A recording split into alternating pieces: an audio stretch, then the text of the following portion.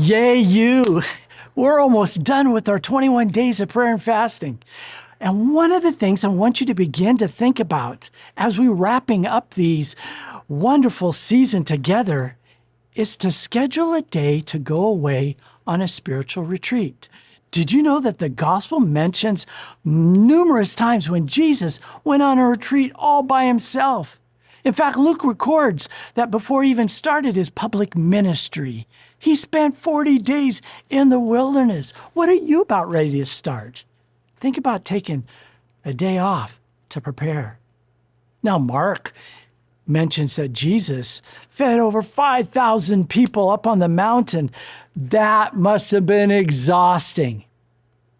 You know what happened right before that? He got word that his cousin, John the Baptist, was beheaded. Sometimes we work so hard when we probably need to pause and just grieve. Maybe you need a day to process your grief. Do you know that Jesus also retreated when the crowds got too big?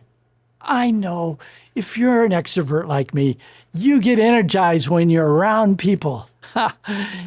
Jesus, I don't know if he was extrovert, introvert, doesn't matter. The crowds were huge and pressing on him. And he needed some time just to focus on prayer.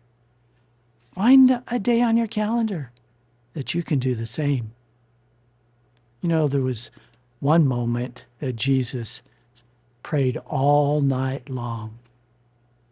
Do you know when that was? That's when he was about ready to choose the 12 men that were going to walk with him. I don't know what decision you're about ready to make, but it'll be a better one if you take a day and give it to him. The last one certainly was when Jesus said, hey, I'm going to the garden. And he asked some of his inner circle to come and pray with him. Maybe you need some time off because you're facing some difficulties. Maybe you're in distress like Jesus was. Go find your garden space. Now look at your calendar. Schedule just one day to go away for a spiritual retreat. Why?